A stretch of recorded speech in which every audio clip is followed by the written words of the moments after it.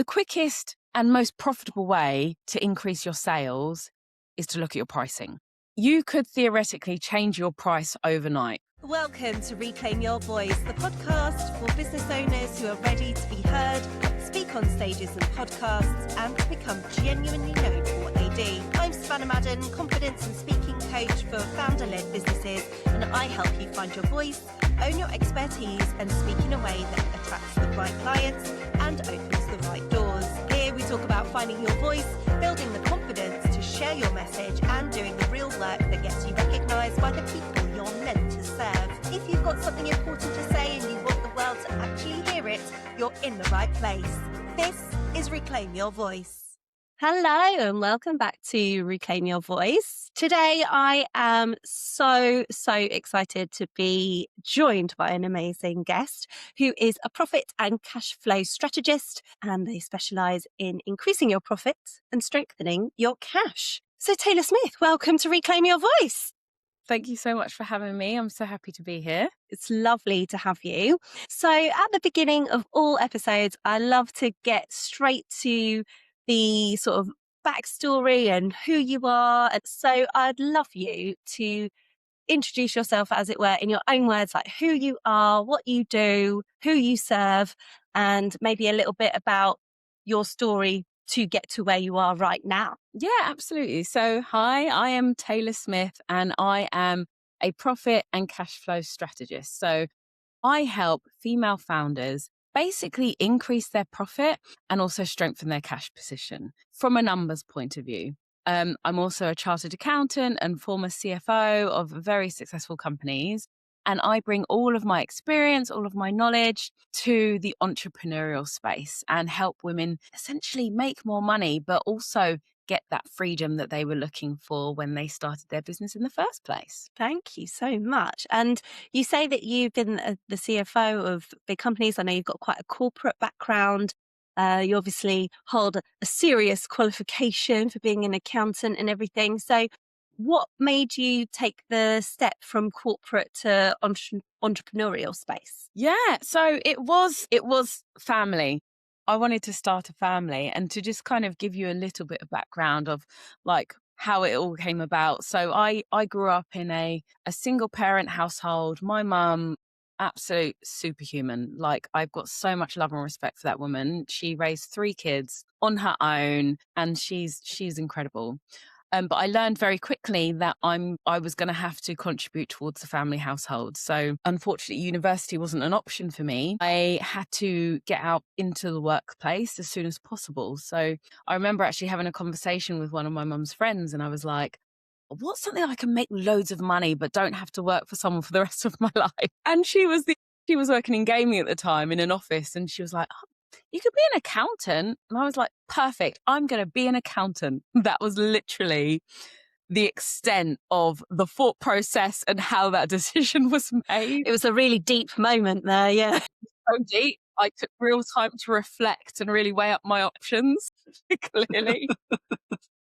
But that's what I did. So I went to college, got my A-levels, and I went straight into the world of work. Fresh out of college, young, female, Black, going into accountancy, which was an interesting experience. However, I managed to find someone in the corporate world who was just willing to take a chance on me as a person. You know, I had no experience, but I had such a drive, and I knew I could accomplish great things. Just give me a chance. Show me what you need me to do, and no one will work harder than me. So that was kind of like my spirit, if you like. And so I started my corporate career as very junior. You couldn't get more bottom of the pile than the entry level that I went into. And I grafted my socks off for years in the corporate space, qualified as an ACCA chartered accountant, and I ended up in aviation, an amazing company, an amazing career. I was finance director of multiple of their companies, you know, private airline,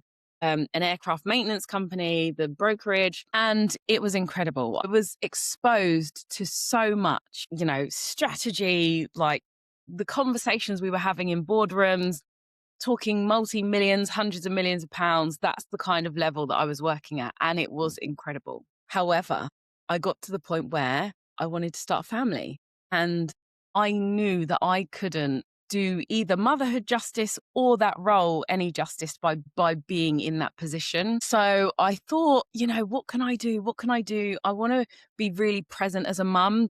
That's what I've worked so hard for all my life. Like, I just wanted to be comfortable and have a lovely, happy family. And so I thought, I'm going to start my own accountancy firm. So that's what I did. I started my own accountancy firm, which still runs to today, but it was small. I don't really have much to do with it, and it's kept small on purpose. And I started the accountancy firm. The conversations that I was having were all centered around, okay, so how much tax do I have to pay and when do I have to pay it by? Which is just not the conversations that light me up. And it wasn't what I'd been doing for however many years in that corporate space. Things that light me up is, okay, we've got this business. What can we do to grow it? Let's try this. What are the numbers saying? Let's do this. What's the result? Oh my God, we've grown it by this. Those are the sorts of things. Those are the conversations with visionaries and all of that. That's what I love doing. And so, really cliche, I ended up stumbling across a webinar, which is kind of out of character. It was a really happy, clappy, webinar, which is not usually something that really I would stop and pay attention to. But I did, for whatever reason, and I watched, and in between the, oh my God, why am I watching this moments, there were some real key points that this person was delivering. And I thought, do you know what?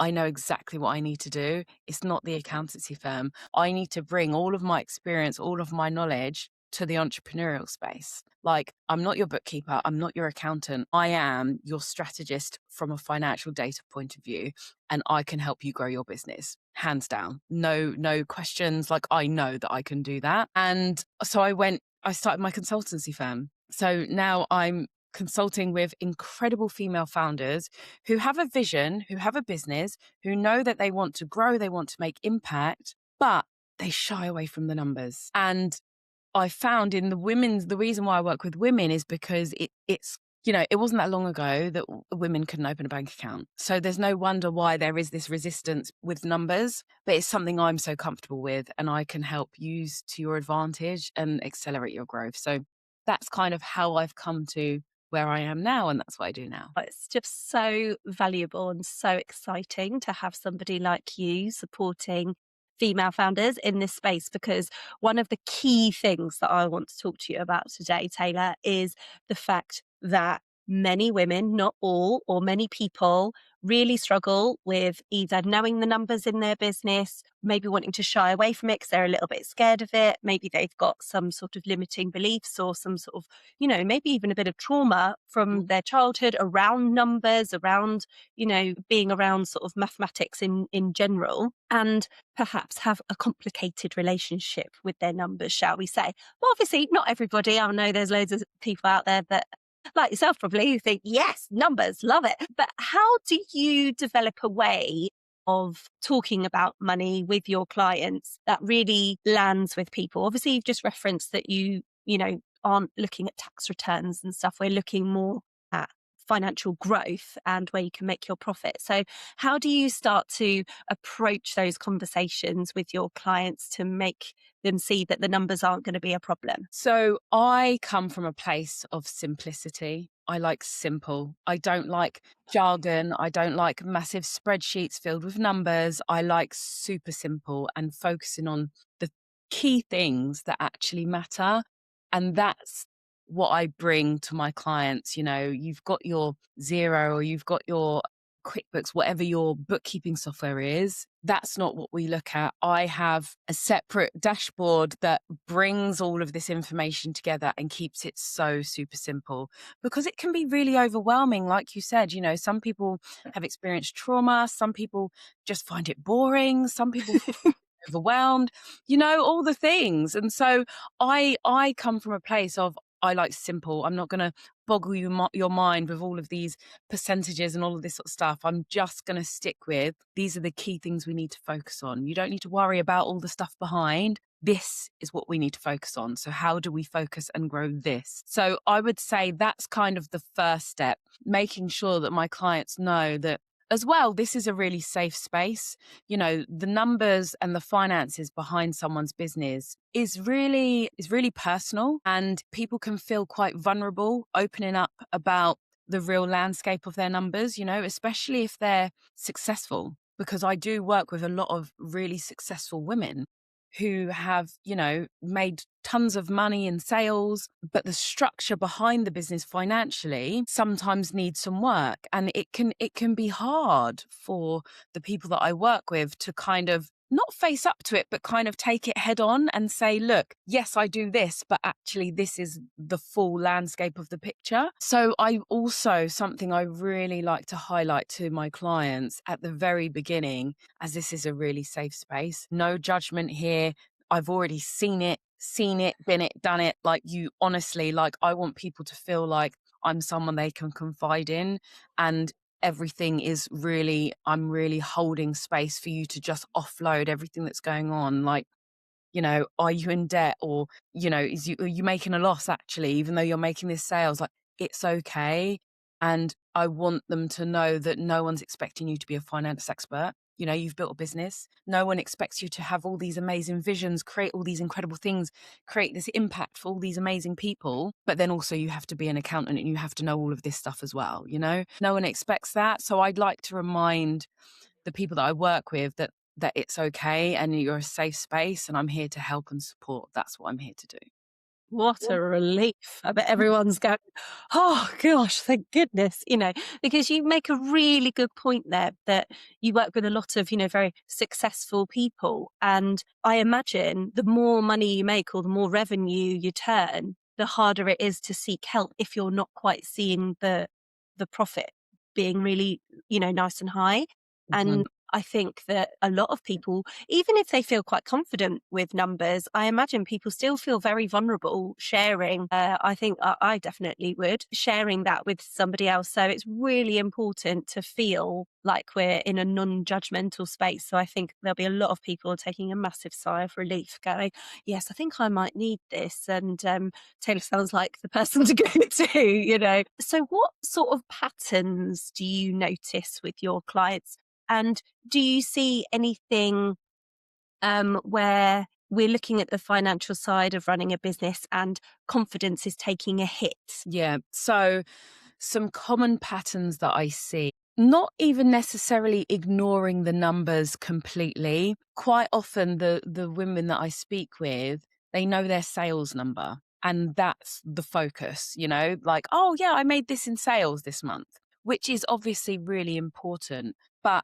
that next step, that next level deeper, you know, understanding the profit, and not just the profit in total, but also the profit according to each service that you're offering. You know, which one is making you the most money? Which one is making you the least money? Those kinds of things not enough time is being dedicated to those sorts of areas is a common one. And so even though the big sales number is a big sales number, the effort and the energy sometimes is taken up by offers or services that actually aren't making them the most amount of money, and actually they should be redirecting their energy and their focus. But because that time's not being spent in, not even so much investigating, but kind of doing that kind of analysis, that's something that often is kind of a bit of a shock to some of the people that I work with. Another common thing I see is spending, not keeping track on spending. Subscriptions. If anyone's listening to this thinking, oh, I'd love to like make more profit, a really quick, easy thing that you can do today, look at all of the subscriptions that you're paying for. Do you really need them all? You probably don't. Do you actually need them? Is there a different software that actually has all these different things? You're just not using it properly. Like that's another common thing. Like, it's underrated. Reviewing your spending is actually underrated. The amount of money you can actually save and profit you can put in your back pocket as a result of just going through and looking at actually what you're spending money on. These £10, £20, £50, whatever it is, £90, they all add up, and it can sometimes be saving you thousands, you know? So that's another thing that I would say is like a common thing, like not really reviewing spending and being surprised at actually how much is going out on subscriptions that actually aren't moving the needle for you. So Yeah, that's maybe not utilizing properly. If you've got a subscription but you're only using it once every 3 months, it's probably not worth it, is it? Exactly, or just a one-off project or something. You get something because you're working on something, and yes, at the time it's really helpful, but then it's not so much money where you think, "Oh, I'm gonna cancel that." It's not your 500s whatever, but it's enough that actually over time it's just a waste. You could be investing that in something else that actually moves the needle or saves you time. So yeah, no, that's another common thing that I see quite a lot. I imagine that you see incredible shifts in your clients once they start paying attention to their numbers and stop avoiding things Mhm. and, are really engaged. And I imagine the results are fantastic in terms of financial. But do you see any other types of results that aren't actually to do with making more money? More sort of like things to do with building their confidence, the way they engage in their business, the way they produce offers and things like that? Absolutely. Confidence is a massive one, which Mhm. actually impacts the decisions that they make. Once the people that I work with, once they get a handle of the numbers and understand what's driving what and how it functions, and once they get that foresight as well, because another thing that I work with clients on is, okay, that's how well you did last month or last year, whatever it might look like. This is what this month looked like.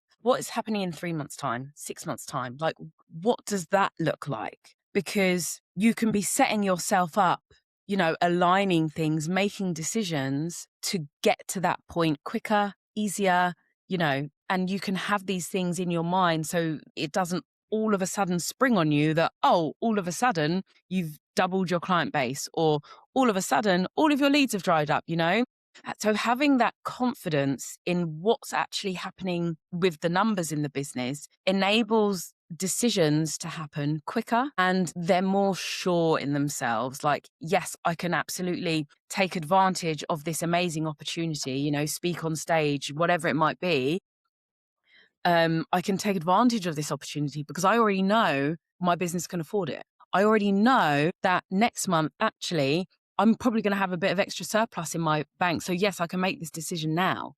So the confidence brings more certainty in the decision making, which speeds up everything instead of, flip flopping between decisions. Do I, don't I? I'm not sure, checking the bank balance again, not really sure. That is a big one. The confidence and the decisions that then come from that place of confidence is really, it's so lovely to see, because these people are incredible. They're amazing at what they do, the impact that they make. But when it comes to their own business, there's so much uncertainty about what direction to take it, whether they can do something or can't. Or sometimes they take a punt, and actually, if they had the information available about whether they could afford to or not, or what the outcome might look like, they may have deferred it, or they may have done it slightly differently. So it's giving them that, I don't want to say empowering them, because I believe that the power comes from them. It doesn't come from me, but that process helps them to feel more empowered and feel more confident. Does that make sense? Definitely. And what I was going to say is, I was going to say empowered, because you are providing your knowledge and skills and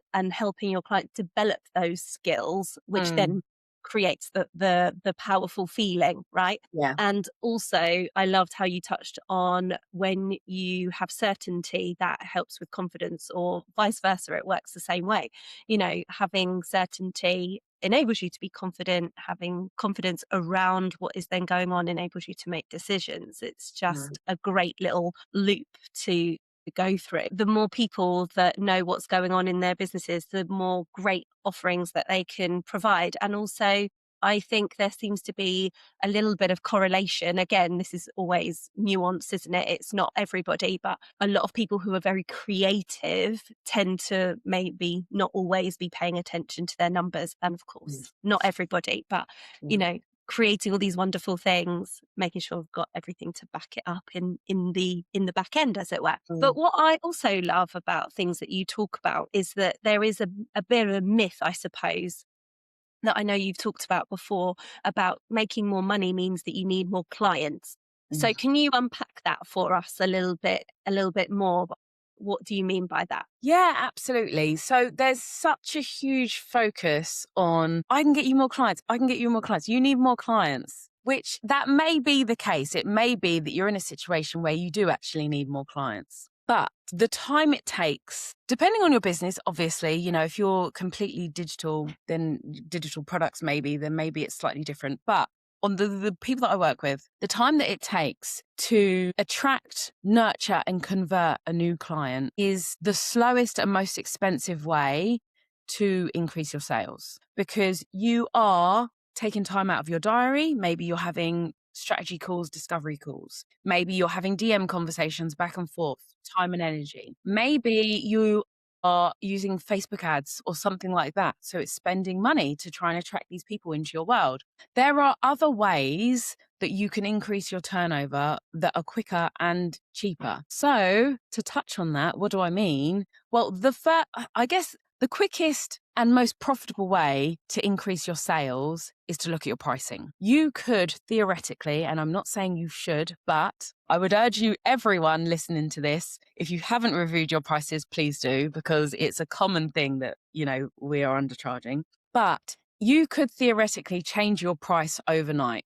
You could double your prices overnight. What impact would that have? Sales likely would go up. You could potentially lose clients. However, you have to look at the offset, because the revenue you generate from a smaller amount of clients might still be more money than what you were making trying to service 50 clients when actually you only need to service 25, but you're still making more money.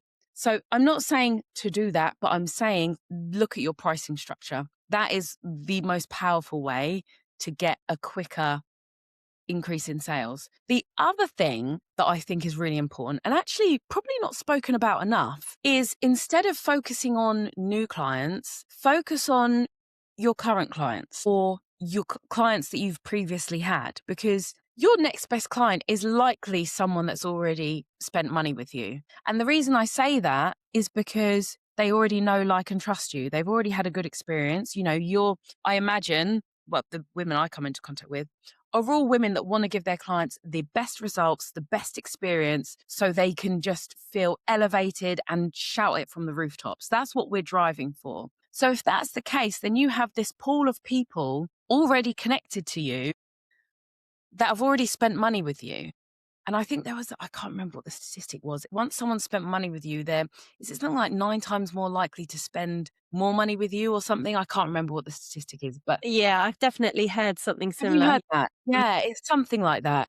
So what does that look like in terms of your offer suite? So what it means is you need to think about your client journey and how your clients come through your world. So a client will come to you with a problem, you fix that problem. Amazing. But we all know that there will be another problem. We all know this. Because the people that invest in themselves, that come to you, and my clients that come to you, they're on that journey, right? That we all know, that lifelong journey where we're always striving for improvement, better health, better wealth, whatever it might look like. We are people that want to elevate in life. And that's not something that happens for 30 days in our whole life. There will be something else that is the next problem that we want help with, and to grow and develop from that. So what I would ask of you is to look at your offer suite and how does that complement that reality? So if a client comes in, let's say I'm a coach and I do retreats, for example. So a client comes to my retreat because they want to feel zen and want to feel amazing about themselves. Okay, they come to my retreat. They leave the retreat. They might feel great for a month, 2 months, but then life starts lifing, as we all know. So what am I then doing to support them through that? Because I want them to feel that amazing, incredible, empowered feeling always. So what can I put in place for those clients that come on my retreat? What can I put in place to check in with them, to make sure that they then get that little top up that they need to keep remembering that they are this amazing, incredible person? And that's what I'm talking about when I'm talking about your offer suite and selling to people you've already sold to, because you're already invested in them. They're already invested in you. How can you support them through that next journey? That is so much quicker and cheaper than trying to attract new clients. It's a great piece of advice. Someone said to me the other day to re-engage your previous clients, and I thought that was a really good phrase. Do you ever come up against, I don't want to call it problems or issues, but scenarios where you're with a client and you're encouraging them to put their prices up because you can see the incredible value that they're giving? Do you ever come across any blocks from your clients that feel really unable to increase their prices, or maybe have a limiting belief or some sort of confidence block as to why they don't feel comfortable doing it? Yes, all the time. All the time. All the time. And I would love to get to a space where, like, us as humans, because I don't even know if it's necessarily just women. I just know that I work with women, so I experience it, but just understand just how incredible we are and price ourselves accordingly. But, one lady that I was working with in particular springs to mind, and her reason for not putting up prices was because, she was working in educational sector and, children are involved in all things, which I completely respect and understand. I'm a mother, I get it. Yeah, I can really identify with that with my Yeah. other business as well. Yeah. It's hard, right? You don't want to make the lives of parents, teachers, anyone any harder. So we kind of came up with a compromise, and it isn't something that you can't just flick a switch and say, yes, I'm going to charge more money, because there's so much, it goes so much deeper than that. But I will challenge my clients. Don't come to me if you want me to just say yes to you and, give you a cuddle, because I'm here to challenge you with Yeah, love, with so much love absolutely. and care. But I will challenge you. And I did challenge her. And as much as it was uncomfortable, we came to a happy compromise, and we restructured in a way that actually we ended up doing like a menu style pricing. So it was optional. So there were different packages for the same offer depending on what it is you wanted included or didn't want included, and then the choice was the client's. So that was a middle ground that challenged her, also gave her the potential to earn more than what she was charging without it feeling so, not aligned whatsoever, completely didn't feel comfortable, in which case it would have been pointless anyway, because you have to come from a place where you believe in what you're offering. Yeah, and it was amazing. And once she understood that her client base, actually, for them, it wasn't so much, a lot of them, some of them it was price sensitive, but actually it was more the experience that they were looking for. And once she understood that actually people do want to pay a premium if they're going to get a premium service, there are people out there that want that. And that's when it kind of got more comfortable. And yeah, it was lovely to see that. It was challenging at first, but to see that growth in her, and now she's going on to do even more incredible things, the things that she's, rooms she's speaking in at the moment, with the people that she's speaking to. We had a voice note chat the other day, and I was like, she was like, oh my God, I can't believe it. I was like, I'm so glad you finally see what I see. She was like, I get it. So it's a process. It's an absolute process. But in the short answer to your question, yes, I absolutely do come up against blocks, and I will challenge them, and I will help come to a compromise, but I will only go as far as the client feels, because there's no point pushing someone so far out of their comfort zone that it just does not feel right at all, because at the end of the day, they need to feel happy as well. I'm not here to, make people miserable. I want them to feel amazing and incredible. So yes, it's a common thing, definitely. I think, though, having someone to talk to who's an expert about where you should be pricing, potentially, as you mentioned, mixing up the offer suite so that it was a different package, and offering more premium things to go with the premium pricing to add things in. There's just something quite logical about all of that, especially from where I'm sitting, how that just makes more sense. Mm-hmm. And just having somebody to kind of bounce those ideas between, and as you say, with kindness, challenge that person, because otherwise what are you paying an expert for if they're just going to go along with you and be like, okay, yeah, no, don't put your prices up, because for this particular client you're talking about, it was obviously the best decision for them. And I was going to ask you about what sort of transformations do you see with your clients when they overcome certain blocks and get more engaged in their finances. But I feel like you've kind of already answered that with that client. Sounds like they're going from strength to strength now. But have you got any other maybe another example with a slightly different journey to that transformation? Yeah. I had a client who ended up doubling the size of her business It's in amazing. 1 year, it was incredible. She was someone who came to me because she had that question. I need more clients, but I don't have any more time in the Of day course. to do Yeah. it. Like, what do I actually do? And that was why she came to me. She wanted to make more money. She wanted to do all of that. And there were different things that we worked through. Some of it was pricing. Some of it was the structure of her offer suite. Some of it was who she was targeting as well and what that might look like. But it was all driven from the data and the financials. And I think the moment that it hit what was driving what and what could happen, the potential that she could scale to once we made these few tweaks, that's when she was like, oh my gosh, okay, I get it. And it's almost like that is for her what helped her overcome the fear of all the challenges, the other things that I was trying to make her do. But once she could see, and I was like, do you see how, like, do you feel this is actionable for you? Is this doable? Just, this is all we need to do. This is all the clients we need to speak to. Once she saw it and she saw the numbers and she saw how it could work and how she had the time to deliver that, she ended up doubling her business in a year. It was incredible. Like, loved it. Yeah. So So it's amazing. seeing those kinds of transformations for them in their businesses, that it gives me so much joy because I am someone who loves to see something come to fruition. But seeing the development of the business owner and seeing that confidence and that beaming light that they get once they understand that I'm actually doing it. Like, you have that vision board and you're like, these are my targets. And when you see it actually happening and you see that confidence and that empowered woman, like, oh, that for me is just the best feeling in the world. I love it. So awesome. Yeah. And this leads me really nicely on to another question that I want to ask you is that on this podcast, we talk a lot about your voice in business and showing up and speaking up, being heard, how you may want to reclaim it back if you feel like you may have lost it in some way.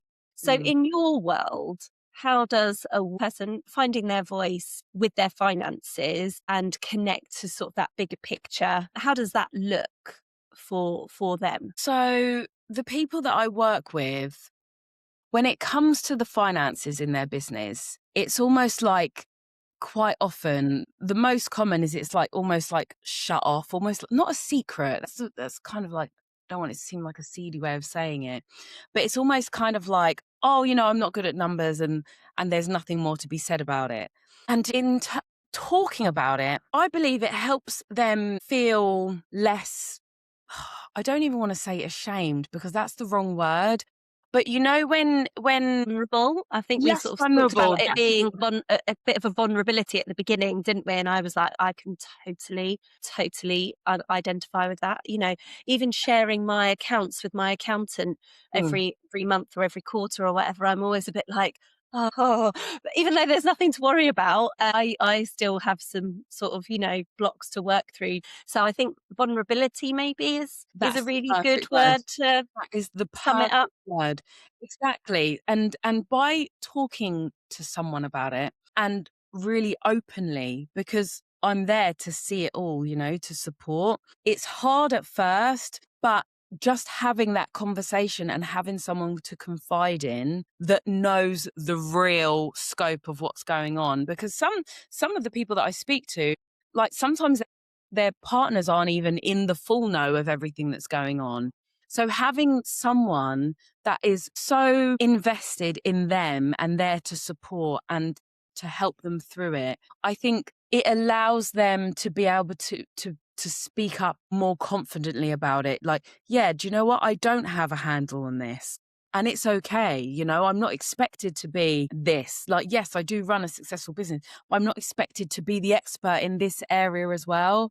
And I find that having these conversations and knowing that someone like me there to support them through this and offload, sometimes it's offloading, soundboarding, coming up with different ideas. I do genuinely believe that helps them not hold back or feel as vulnerable moving forward when it comes to the finances. Definitely. And do you know what I was just thinking there? It's like a little light bulb moment. I think entrepreneurs give themselves such a hard time because what business out there that employs multiple people, which CEO, founder, business owner, whatever you want to call the person that's in charge or the person that created the business, who's doing the finances as well? Like, there are so many companies out there that have got an HR department, a finance department, a well-being department, a this, that, and the other.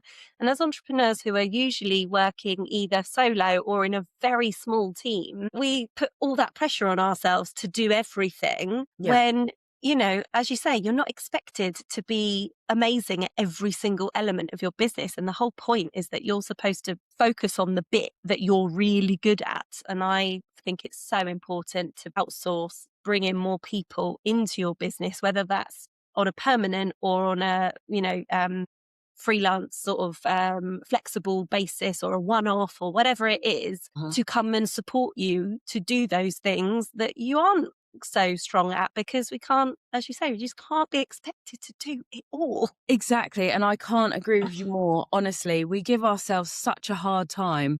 All of the most successful companies in the world have experts in different areas. Every board meeting I've ever been to, there is always the CEO, whatever. Then there's always the marketing person, the finance person, and the salesperson. Yeah. Always. That is a given. And what I see in the entrepreneurial space, there's focus on marketing, there's focus on sales, but it's almost like they believe they're expected to know the finances themselves. And what I think doesn't help is, quite often they have accountants, which is brilliant. I love the fact that you have an accountant, but accountants aren't invested in, some are, this is a really sweeping statement, some are, if you get a good one, I'm so happy for you, because they do want to do a really good job. I believe that accountants want to do a really good job, but it is very much tick box exercise.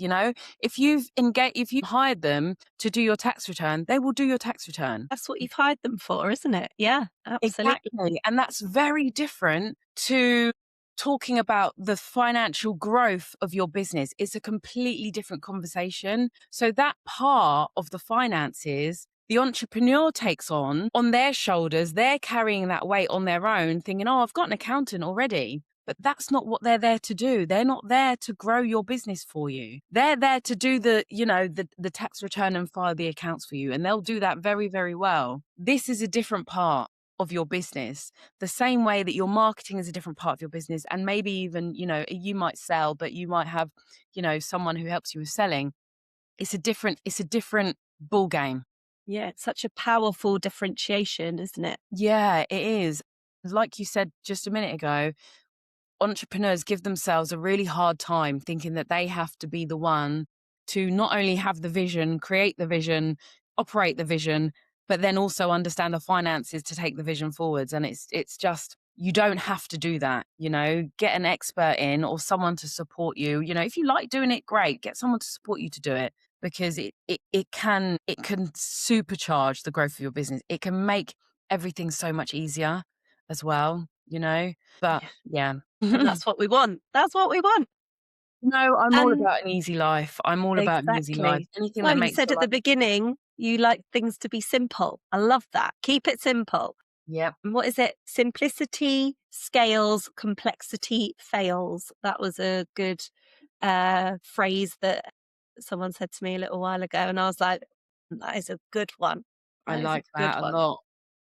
That's a good one. And so earlier on, you did give us an incredible little nugget of something we could go and do now, which was looking at our subscriptions. But I'm going to be really cheeky and ask for all the founders here listening who think they might be leaking profit in their business and aren't quite sure where to start. Have you got one other little tip for us that we could implement straight away? Yeah, absolutely. So the other place that would have the biggest, aside from looking at your pricing, that aside, I would look at something else that you can look at quite relatively well. You should be able to, hopefully, I say should, hopefully should be able to get this quite quickly, is understand of all of the services and all the offers that you make, which one is the most profitable. Because, and when I say profitable, I'm talking about the costs incurred. You've got your sales price of an offer, and what are the costs as a result of offering that service? Any, financial costs. So maybe you hire a coach or whatever it might be, but also your time. How much time and energy are you spending in each of your services?